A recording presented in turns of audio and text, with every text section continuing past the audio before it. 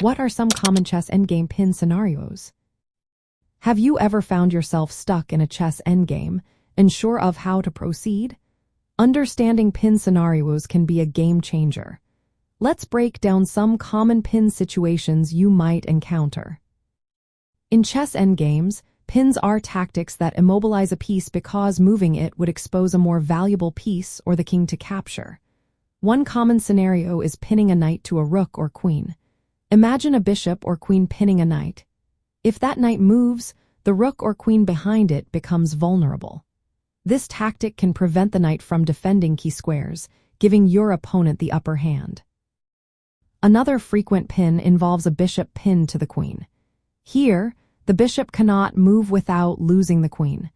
This situation can be exploited to win material or force exchanges that favor the player with the pin. Pawns can also be pinned in front of the king. For example, a knight or bishop may pin a pawn that is crucial for the king's defense.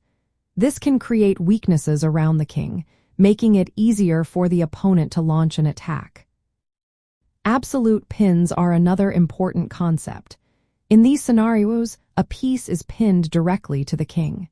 The pinned piece cannot legally move without putting the king in check. This often leads to winning material or forcing the opponent into a passive position. Pins can also lead to tactical breakthroughs. For instance, if a knight is pinned and cannot defend a critical square, the opponent might push a pawn to that square, gaining a decisive advantage.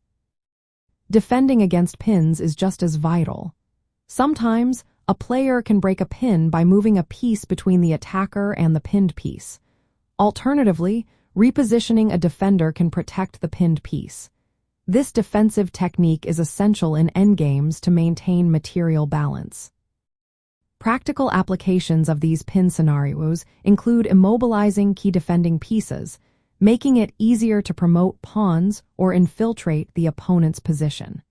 Forcing exchanges that simplify the position by targeting pinned pieces can also be effective.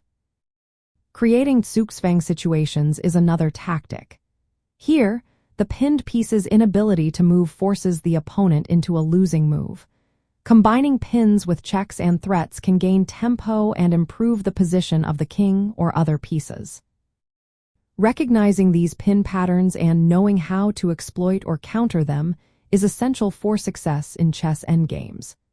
Pins often determine the outcome by limiting the opponent's options and enabling tactical or strategic gains.